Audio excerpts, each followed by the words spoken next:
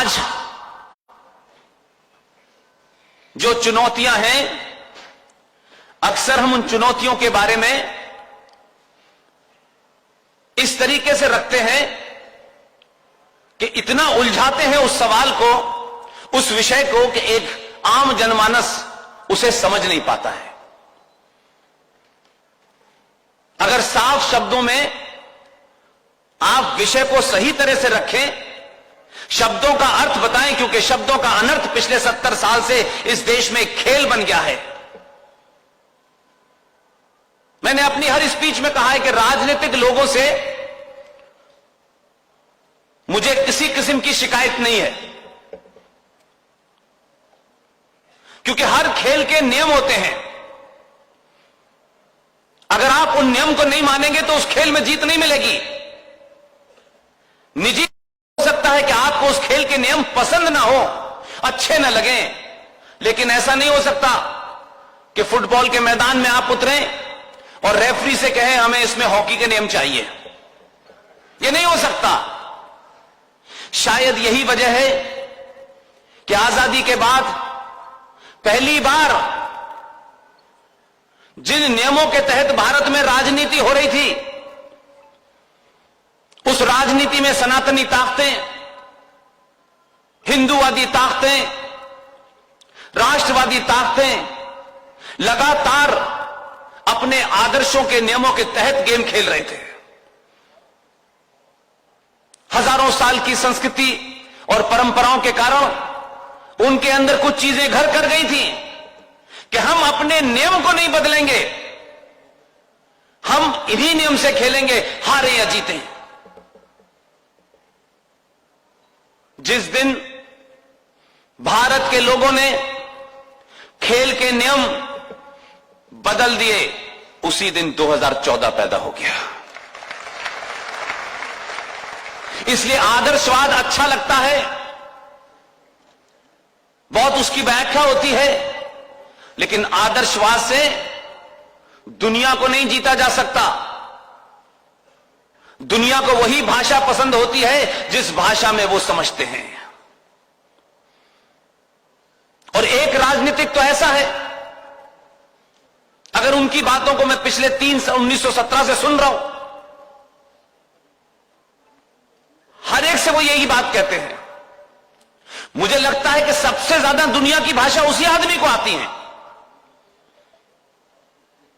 जब भी कोई बात होती है, सार्वजनिक मंच पे आते हैं, और ये फर्क है सफेद रंग की खादी पहनने में और गेरुआ वस्त्र पहनने में।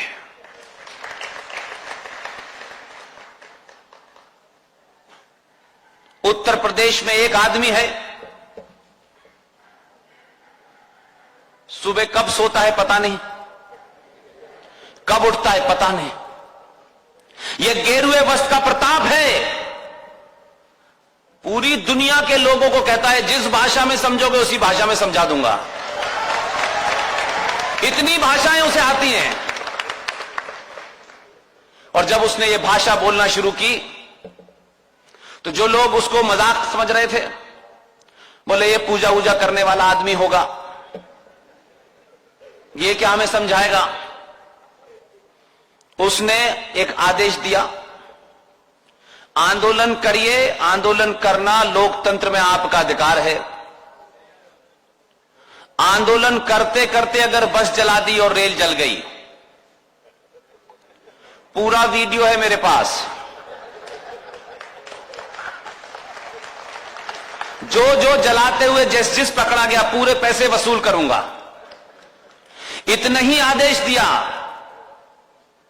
कुछ लोग गफलत में थे, क्योंकि 70 साल में उन्होंने राजनीति में जो लोग भी थे वो अलग अलग किस्म के दलाल थे, जो इस राष्ट्र को बेच करके अपनी दुकानें चला रहे थे। उनको गलत आदत लग गई थी, ये भी ऐसा ही होगा। आखिर तक नहीं माना, और जब नाम सार्वजनिक होने लगे तो उत्तर प्रदेश के मुख्यमंत्री निवास के बाहर 5-5 फीट लंबी दाढ़ियां, छोटे भाई का पजामा बड़े भाई का कुर्ता पहने लोग बोले मौला माफ कर दे, एक बार माफ कर दे मौला। इसको कहते हैं जिसको जो भाषा समझ में आए उसी भाषा में जवाब देना चाहिए, और भाषा की मर्यादा का ध्यान रखना जरूरी है, लेकिन भाषा की मर्यादा भी इतनी न रखी जाए कि आप जो कहना चाहते हैं वो कह ना पाए। 2014 से पहले आप हिंदू नहीं थे, सनातनी नहीं थे, बिल्कुल भी नहीं थे। गुजरात के लोग भी 2002 से पहले न सनातनी थे न हिंदू थे। एक आदमी को 15 साल ट्रेनिंग दी आपने, हर किस्म का ऑपरेशन करना सिखाया। पूरी दुनिया इस भ्रम में रही है मीठा खाना खाते हैं, ये तो ऐसे काम करेंगे ही नहीं। आपने इसी धरती पर ये जो जगह है, इसका नाम मैं बार बार गौधरा इसलिए कह रहा हूं कि मैं सुबह उस ट्रेन को देखने नहीं गया था।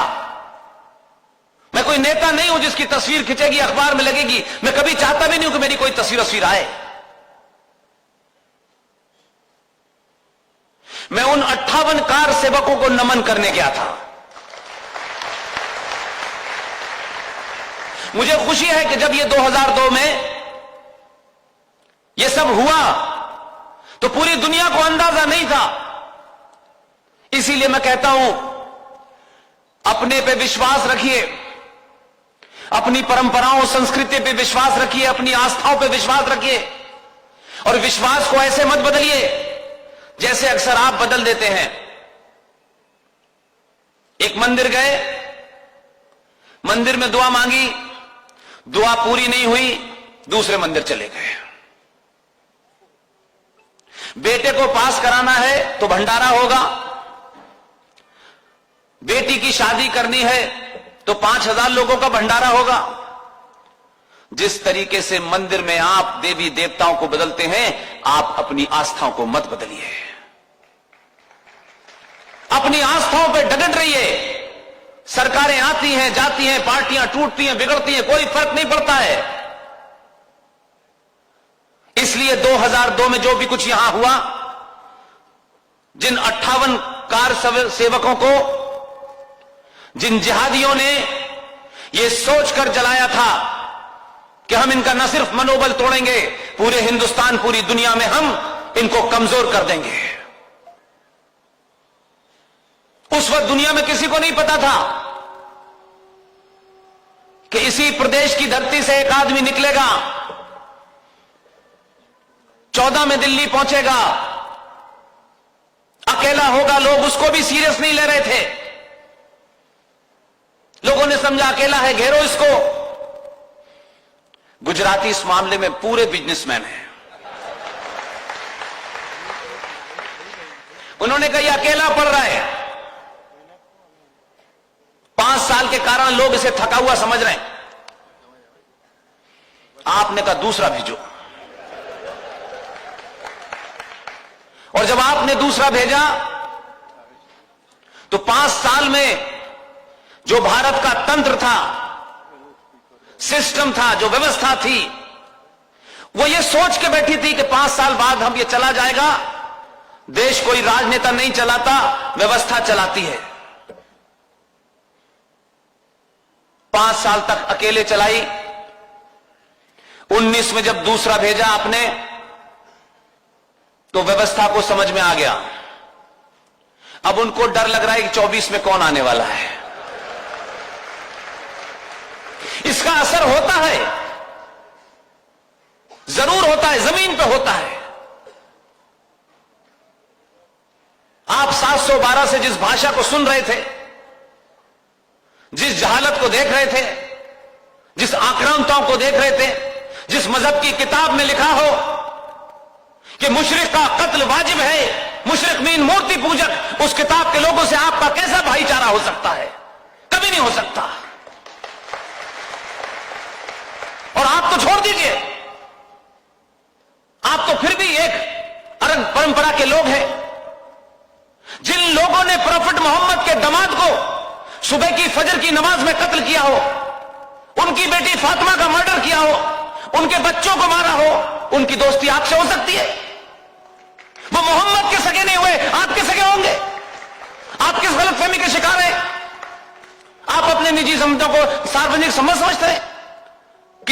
आपकी दोस्ती हो सकती है, किसी के साथ आपके निजी रिश्ते हो सकते हैं, लेकिन वो रिश्ते राष्ट्र के लिए नहीं हो सकते। इसीलिए इसी प्रदेश का एक आदमी 2019 में पहुंचा, दूसरे साथी को बुलाया, व्यवस्था में बैठे हुए लोगों को समझ में आ गया, नहीं ये तो सोता ही नहीं है। बहुत सवाल उठते हैं, मीडिया लिखते कब सोता है, कब खाना खाता है, जब देखो जब बोलने के मोड में रहता है, और जब लोग सुनते नहीं है टेलीविजन पे तो मन की बात रेडियो में कर देता है। कोई रास्ता नहीं छोड़ता। इसमें एक बात सीरियस है, वो ये जानता है कि 1000 साल कम से कम 712 से ये सनातनी अपने पुरुषार्थ को भूल गया, अपनी परंपराओं को भूल गया, अपने आदर्शों को भूल गया, बहादुरों को भूल गया, और कायरों को आपने अपना आदर्श बनाया। इसलिए कायर डरपोक आप पे राज कर रहे थे। इसलिए उसके हर एक्शन में, हर चलने में, उसके कपड़ों में, बातचीत में, खड़े होने में, हर चीज में सनातनियों को मैसेज है। समझने की कोशिश कीजिए।